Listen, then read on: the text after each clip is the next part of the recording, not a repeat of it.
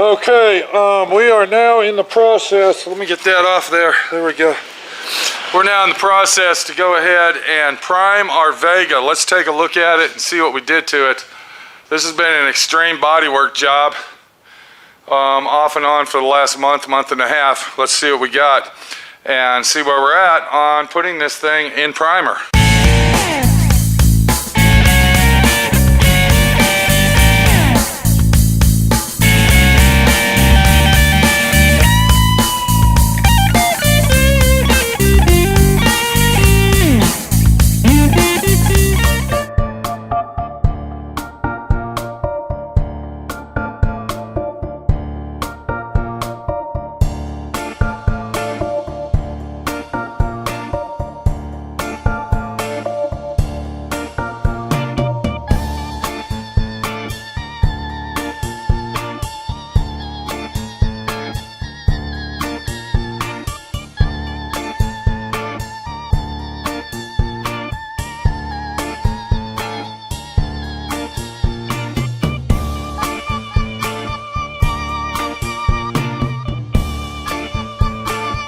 So if we look at this side of the body, you can see that there's really actually just minor body work going on, nothing major.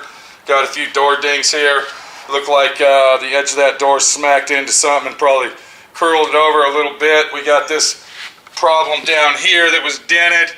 The fender well, of course, those are always dented from door dings and shopping carts, this, that, and the other.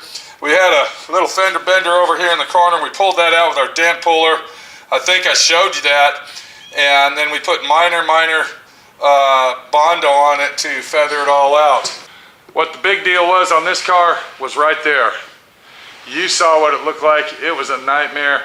I went ahead and did all the body work to it. I went ahead and put some feather fill on it, which I'm really not happy with. You need to watch that video about feather fill and what it's really used for. A lot of people think feather fill is a primer that you can paint, and it's not.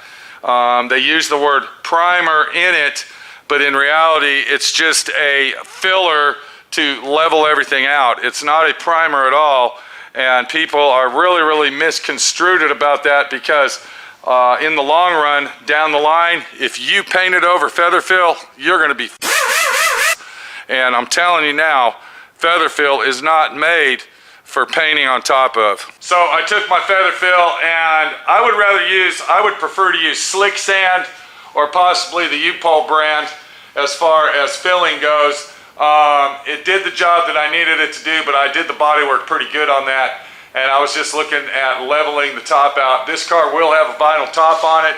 It came with a vinyl top from the factory, so we're not looking for 177% flawless perfection on that.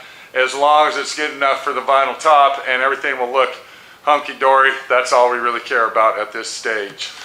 But on the other hand, don't get me wrong, we did do a lot of body work to it, and trust me, it was a bitch. Speaking of bitches, here's the real bitch right here, was this side of the vehicle. If we focus right here, you can see that something really went on major here. It got smacked and bashed, and who knows what happened to it. But we pulled all that out, we fixed it, we got it looking good. Same situation down here. There was a big dent right there. I don't know what the hell the deal was right there in that area. Same situation here. Looked like they opened the door one too many times and rolled the edge back. But this car was riddled with hail. I pulled a lot of the dents out and finessed them out, but a lot of them I couldn't get out perfect. So we had to go ahead and flow them out with some Bondo and Evercoat. As far as the back door goes, I went ahead and started doing the body work on that. You can see that right there. But when we got around here to the back of it, we noticed that this was caved in. This whole area is just caved in. You can't really see it in the camera, but you can see where I rounded it off with a pencil mark to start pulling it out. And then I thought to myself, the parts car out there has a good deck lid that's dent free, so let's see if the owner's up for using that one and getting that one soda blasted, which he agreed upon. And as you can see, this one has no dents in it. It's the original Nomad deck lid that was originally made for the Nomad car. We can look right here and check this out.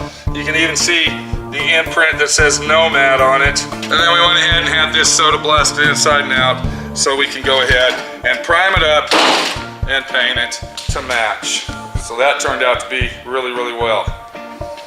We also had some serious situations going on with our header panel here. Both sides of this were crushed in. Same scenario, same situation. We had one off one of the other parts cars that was in really, really good shape. I went ahead and put Port 15 on the inside of this so it'll never rust out. And then I got to prep this up and then prime it, and it's ready to go ahead and paint as well. We do got some minor surface rust here, but once I get done prepping this up, all that surface rust will be gone, and I think it'll work out great. So what I'm going to do now is I'm going to go ahead and apply 3 full wet coats of 2K primer. Did everybody hear what I said? I said 2K primer. That's sandable primer. When you hear the word 2K, that's the primer you want to use. All right, that's your sandable block sanding primer, not epoxy primer. All right, not acetone primer or self-etching primer or feather fill.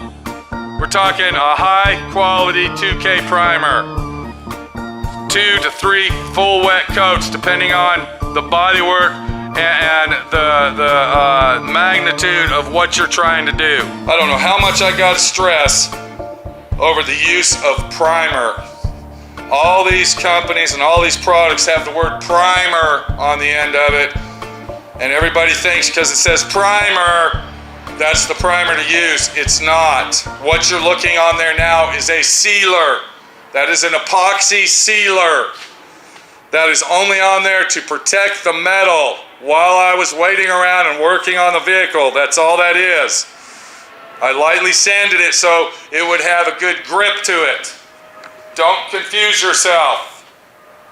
Do you understand what I'm saying?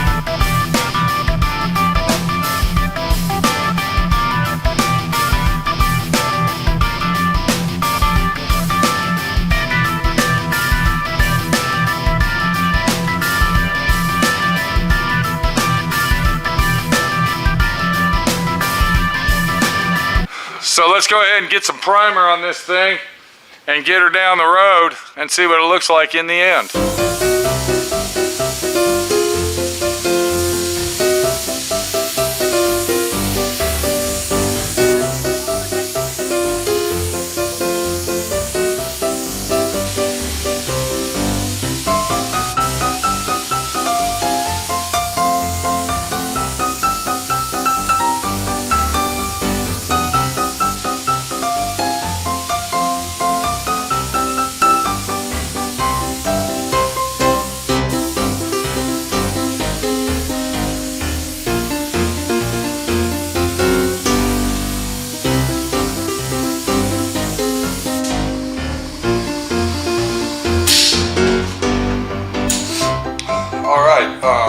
Got the car primed. I put 3 full wet coats of primer on it. And what I forgot to mention is this is actually a rough end. This is called rough end bodywork. And what that means is you rough it in and get the bodywork the best you can. And then when you prime it, you're going to do your first block sand. And what that does, that's going to show you all the imperfections and dents that you might have missed on it that you're going to have to fix. I don't know if we can see it, but there's a small ding in. There it is right there. I'm sure you can't see that. But if you look down the side here, and in the picture, it looks like it's, you know, super, super straight, but there's small imperfections. Now, the main one I'm concerned about is this fender well right here. I'm going to have to rework that because once we put primer on it, it really came out kind of shady, and I'm not happy with it. But that's why you rough prime it and rough bodywork it, because this is a 2-3 time situation here. If we look down here, I can see a bunch of dings. I don't know if you can see that in the, and when we block that out, that's going to take a lot of that out because I'm using some super thick 2K primer. But we're going to have to fix that area right there. And then when we come around here, there was also some minor imperfections. Now remember, this was the good side right here. This is the side that didn't have a lot of dings and dents, but when I was priming it, I did find some imperfections that I'm not happy with, and I'm trying to look. I can't see them right now. You got to catch them just at the right light, but we won't be putting a guide coat on this until I mark all the imperfections I found. Now, I told you about the roof. The roof came out really well. There is a few imperfections in it, but it's nothing to worry about because this is getting a vinyl top. Now, if this wasn't getting a vinyl top, then I would be worried about it. The real deal is, though, is you got to be able to fucking take pride in what you do. And when you can't take pride in what you do, then you'll never be able to do it right. And that's the whole situation here, is doing what we did here and going back over it until it's done right. I'm looking in this area right here. I don't know if you can see it when I walk up to it, but there's some little small imperfections here that I don't like when the light hits it. And that's the kind of stuff I'm talking about. I thought that it was actually going to come out a little cleaner than it did, to be honest with you. But, I mean, you know, beggars can't be choosers when it comes to busting your ass and your nutsack until you basically sweat it all out. The next thing we're going to do, we're not going to block this out right yet, because the next thing we're going to do is we got rust to fix right here. And if you look right there, I got to replace that rail. And it just so happens that on our parts car out here, we actually have, and I want everybody to look at that. There's the rail. You can see where it's black and where it's silver. There's the rail right there that's actually off this parts car right here. So to restore these old cars, it's going to take several cars to actually build one. That's the kind of situation we're running into out here in the crazy world of restoration. And when you're running into that type of situation where you got to buy 2, 3, 4 cars to restore one car, it gets to be a little testy and a little expensive. So, you know, this isn't 1982 where there's a million of these cars left over. This is 2019, 18, and these cars are getting pretty scarce. This is Pete, my friend Pete, your friend Pete. We'll be back on our 1976 Vega Nomad right here as we completely restore this car all back to factory original.